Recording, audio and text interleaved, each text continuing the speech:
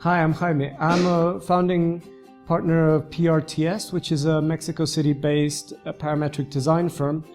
And this course is going to follow on from the last course on visualization, which was rendering with VRay from Rhino. And we're going to take the results from that course, and I'm going to show you a very basic post-processing workflow in Photoshop that's going to let us turn those raw renders into workable presentation renders. And these are just going to be very basic tricks that allow a person who's maybe not a professional renderer and maybe doesn't have 17 days to work on an amazing image to get something really nice and workable out of it. So we're going to go through adding a background and blending lighting and creating a good continuity between the render and the background.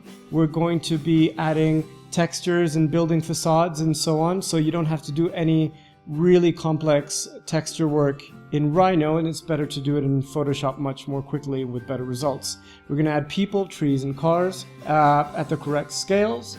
And finally, we're going to go through a few effects that you can apply to most images that will just pull everything together, make it quite cohesive and clear and really professional looking. And also, we're going to just have an overview of the NIK plugins, which Google just made free, which are Photoshop plugins, which can give really, really good results. And it's just a download away. So let's get started.